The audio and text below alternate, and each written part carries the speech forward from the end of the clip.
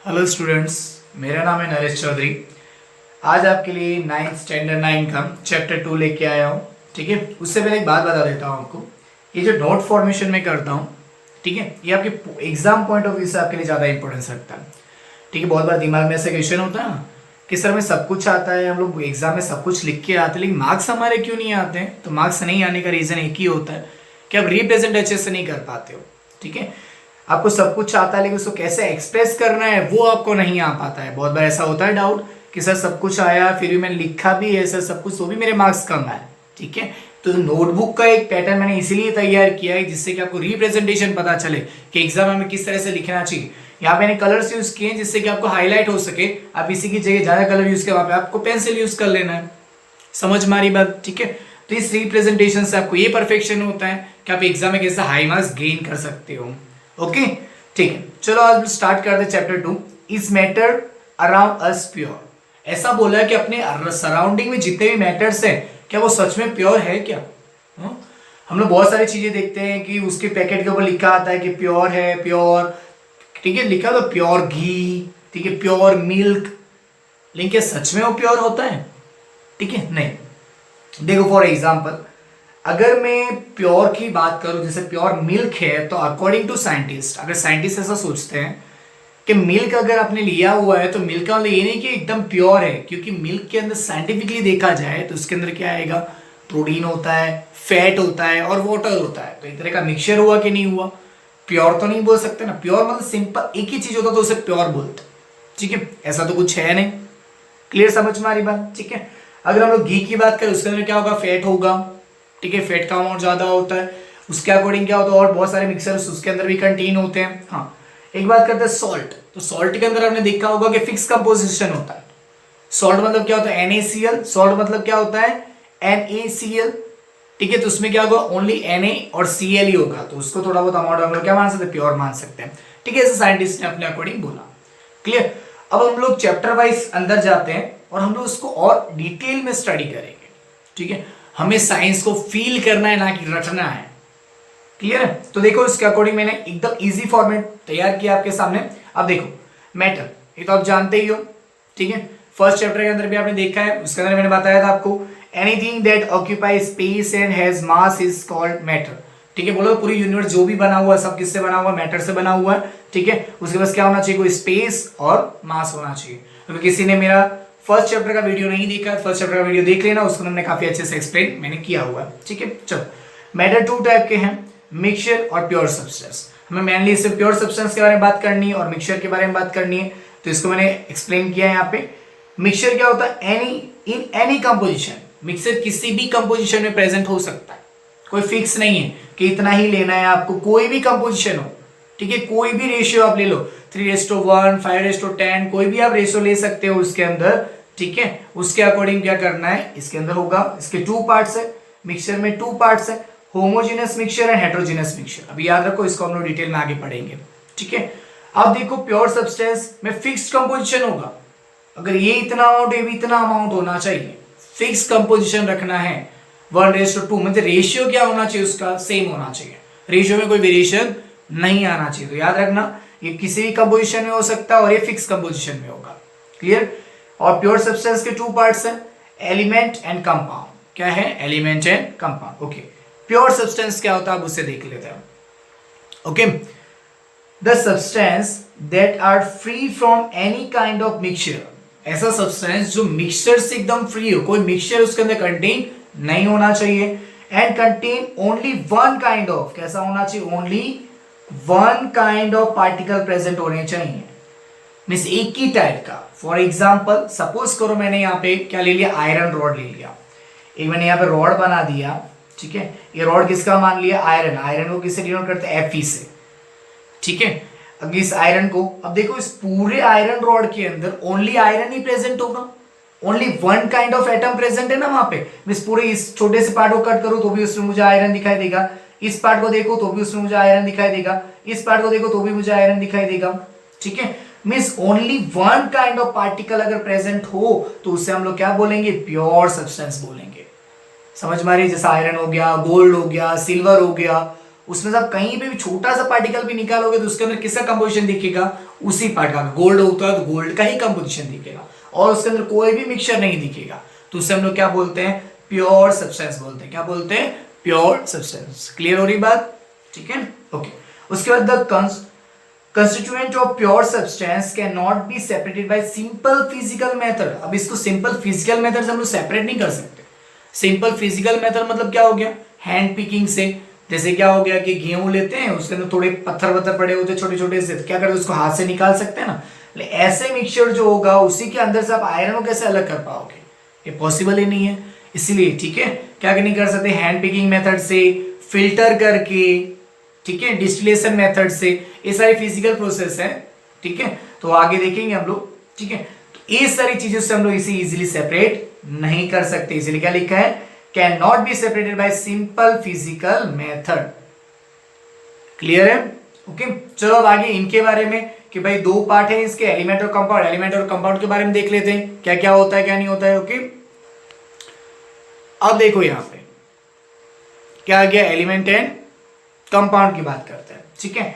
Element क्या हो गया, constituent of only one type of particle. ध्यान से देखना, ऐसा पार्ट जिसके अंदर only one type of particle means एक ही टाइप का पार्टिकल प्रेजेंट होना चाहिए। जैसे मैंने अभी आयरन का एग्जांपल दिया था आपको, आयरन रॉड का, ठीक है, उसमें एक ही टाइप का पार्टिकल प्रेजेंट होगा, ओनली कौन सा, आयरन ही प्रेजेंट होगा। दिस पार्टिकल में भी एटम हो सकता है या फिर मॉलिक्यूल हो सकता है, ठीक है। एटम आप जानते हो, एटम क्या होता है, जो ओनली वन हो। जैसे सोडियम है तो सोडियम एक ही है, ठीक है। जैसे देखो एग्जाम्पल लिया, सोडियम वन ही है, कॉपर वन है, एजी मीन्स सिल्वर, ठीक है, एक्सेट्रा, जैसे एयू, वो सारी चीजें।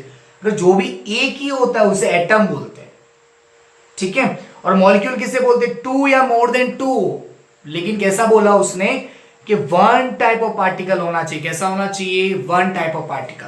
तो देखो हाइड्रोजन हाइड्रोजन है, ठीक है, यहां पे दिखा रहा हूं, देखो हाइड्रोजन और हाइड्रोजन, देखो वन टाइप पार्टिकल ही है ना।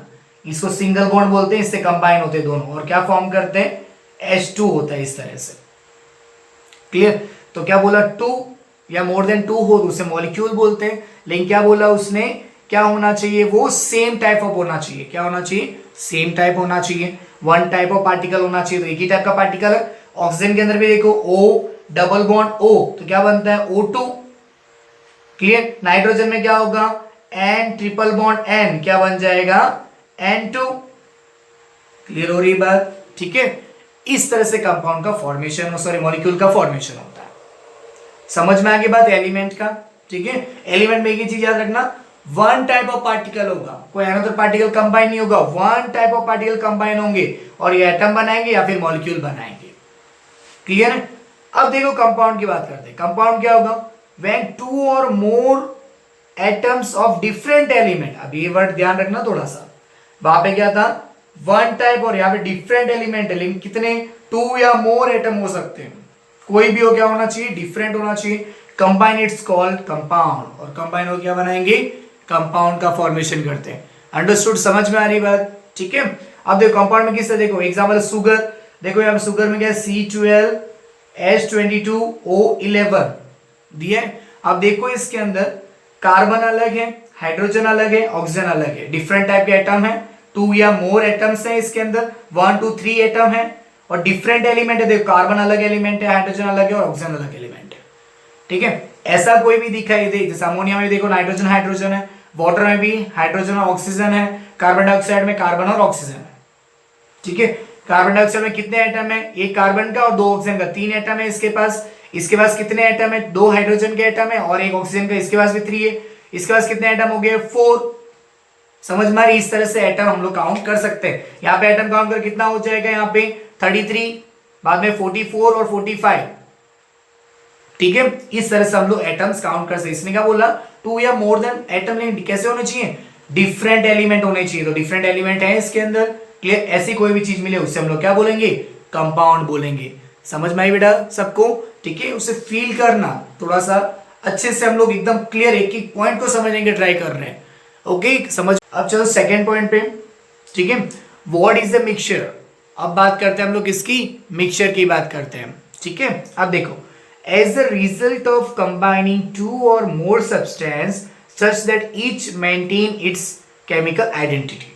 ठीक है, कोई भी टू या मोर देन सब्सटेंस, कोई भी सब्सटेंस हो, एलिमेंट हो, कंबाइन होते हैं, है ना, लेकिन क्या करना चाहिए, उसे केमिकल आइडेंटिटी फिक्स होनी चाहिए। फॉर एग्जाम्पल, अगर हमने तीन चार फ्रेंड है अपने, तो सभी के पास देखा होगा आपने कि टेंडेंसी अलग अलग होती है। कोई ज्यादा, किसी की हैंडराइटिंग अच्छी होती है, किसी की बोलने की स्किल अच्छी होती है, ठीक है, किसी की ड्राइंग अच्छी होती है, ठीक है, कोई अच्छा स्पोर्ट्स में अच्छा परफॉर्मेंस करता है। ठीक है, अब मैंने सबको एक ही ग्रुप में डाल दिया, एक अपना ग्रुप हो गया ग्रुप जेड। ठीक है, लेकिन सब कंबाइन हो गए ना, एक तरह का मिक्सचर बना दिया मैंने सबका। लेकिन इंडिविजुअल जो है, इंडिविजुअल तो अपनी आइडेंटिटी रख रहे हैं ना, उनका ग्रुप रेडी हो चुका है। लेकिन ग्रुप के अंदर एक के पास स्पोर्ट्स की एक्सपीरियंस अच्छा है, एक का ड्राइंग है, इसके हैंड राइटिंग है, सबको इंडिविजुअल अपना पावर तो अपने पास ही रहेगा। मिक्सचर बना दिया तो भी, मिक्सचर के अंदर भी ऐसा ही हो रहा है कि उसमें ग्रुप बनाया तो भी ऐसा है। मिक्सचर में भी क्या होता है, कोई भी कंपाउंड मिक्स है, जैसे NaCl, ठीक है, सॉल्ट बना दिया मैंने, वाटर के अंदर डाल दिया, लेकिन Na की और Cl की प्रॉपर्टी तो सेम ही रहने वाली है, उनमें तो जो प्रॉपर्टीज है उसमें कोई चेंज नहीं होगा। इसीलिए क्या बोला कि मेंटेन इट्स केमिकल आइडेंटिटी, अपनी केमिकल आइडेंटिटी को मेंटेन रखते हैं। ठीक है, मिक्सचर टू टाइप का होगा, heterogeneous mixture and homogeneous mixture and heterogeneous mixture. Homo मतलब होता है एकदम यूनिफॉर्मली, पूरी तरह से सेम हो जाना। ठीक है, जैसे कि the component completely mixed with each other and uniform through out the solution.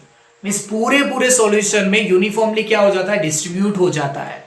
ठीक है, जैसे शुगर का सॉल्यूशन, जैसे फॉर एग्जांपल मैंने यहाँ बीकर लिया, ठीक है, इसके अंदर मैंने क्या कर दिया, वाटर फिल कर दिया, और उसके अंदर मैंने क्या डाल दिया, शुगर डाल दिया। ठीक है, अब क्या कर दिया, शेक कर दिया मैंने। अब देखना आप, ये जो शुगर सॉल्यूशन मैंने बनाया वाटर के अंदर, अब उसे कहीं से भी टेस्ट करो। ठीक है, आप यहां से टेस्ट, ऊपर से टेस्ट करो, एकदम बॉटम में से टेस्ट करो, साइड में से टेस्ट करो, पूरा का पूरा शुगर सॉल्यूशन एक जैसा ही मीठा लगेगा आपको, एक जैसा ही स्वीट लगेगा, उसमें कोई चेंजेस आएगा क्या, नहीं आएगा।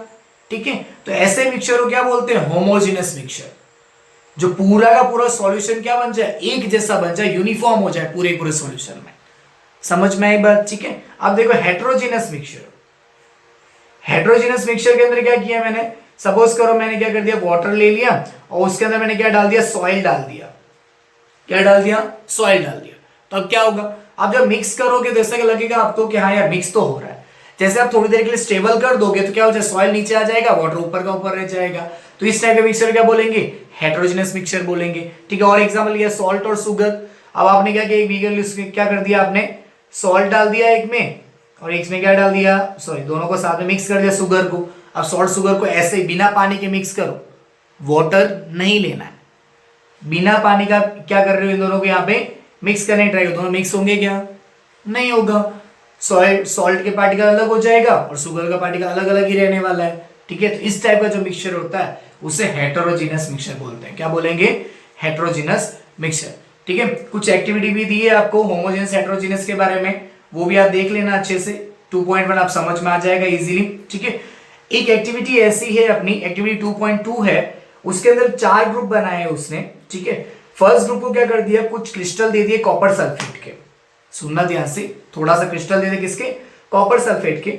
और दूसरा जो ग्रुप है, बी ग्रुप है, उसको दे दिया पूरा चम्मच भर के कॉपर सल्फेट दे दिया। ठीक है, और तीसरे ग्रुप को, जो ग्रुप सी है, उसे या तो चॉक पाउडर दे दिया या व्हीट फ्लोर दे दिया, आटा दे दिया उसको। ठीक है, और जो फोर्थ ग्रुप है उसे क्या कर दिया उसने, जो डी ग्रुप है उसे क्या कर दिया, थोड़े से ड्रॉप क्या दे दिए उसने, मिल्क या फिर इंक डाल दिया। ठीक है, 4 ग्रुप समझ में आ रही बात। ठीक है, अब क्या करना है, इन सबको आप क्या करो, सॉल्यूशन बनाने की तैयारी करो। तो देखना आप कि सबको हमने अच्छे से सॉल्यूशन प्रिपेयर कर लिया। ठीक है, अब सॉल्यूशन प्रिपेयर करने के बाद अब क्या करना, सबको थोड़ी देर के लिए रख दो। तो आप देखना कि ग्रुप ए और बी तो क्या होते हैं, पूरे सॉल्यूशन में कंप्लीटली एकदम अच्छे से फैल जाएंगे, है ना, एकदम कंप्लीटली पूरे सॉल्यूशन में क्या हो जाएगा, डिस्ट्रीब्यूट हो जाएगा, मींस किसकी तरह, होमोजेनस मिक्सचर जैसा हो जाएगा। क्लियर, तो उसे क्या बोलते हैं, सॉल्यूशन, क्योंकि सॉल्यूशन जो बनता है वो कैसा होता है, होमोजेनस मिक्सचर होता है। हम लोग सॉल्यूशन के बारे में भी बात करेंगे आगे। ठीक है, उसके ओके, ए और बी ग्रुप की बात कर ली। सी ग्रुप जो होगा वो कैसा होगा, सस्पेंशन हो जाएगा। सस्पेंशन मतलब कि अभी हमने सॉइल का एग्जांपल देखा, ऐसा कि वाटर लिया, उसके अंदर आपने क्या किया, चौक डाल दिया, चौक को आप हिलाओ। ठीक है, चौक का जो पाउडर है उसको अंदर डाल दो और उसको हिलाओ, अब थोड़ी देर उसको स्टेबल कर दो तो देखना चौक के जो पार्टिकल्स होंगे नीचे आगे इकट्ठा हो जाएंगे और वाटर थोड़ा सेपरेट हो जाता है। तो नीचे आगे जो इकट्ठा होता है उस टेंडेंसी क्या बोलते हैं, सस्पेंशन बोलते हैं। क्या बोलते हैं, सस्पेंशन। इसके बारे में भी हम लोग पढ़ेंगे डिटेल में, ठीक है। ओके, उसके बाद आ गया डी ग्रुप में क्या किया था हमने, मिल्क डाला था या इंक डाला था। तो आपने देखना जैसे वाटर के अंदर इंक डालते हो इंक कंप्लीटली डिस्ट्रीब्यूट हो जाता है। डिस्ट्रीब्यूट होता है, कंप्लीट डिस्ट्रीब्यूट ऐसा लगता है, लेकिन क्या होगा वो पूरे सॉल्यूशन में इक्वल नहीं रहता। कहीं पे आपको देखना इंक जब डालते हैं तो कहीं पे डार्क दिखता है, कहीं पे थोड़ा हल्का लाइट दिखता है, कहीं पे एकदम ऐसा। तो ऐसा जो सॉल्यूशन बनेगा उस सॉल्यूशन क्या बोलेंगे, कॉलोइडल सॉल्यूशन। इसके बारे में हम लोग डिटेल में पढ़ेंगे। यहाँ तक समझ में आ गया, ठीक है। अच्छे से ध्यान से देखना और नोट्स फॉर्म करना। Okay, all the very best and thank you.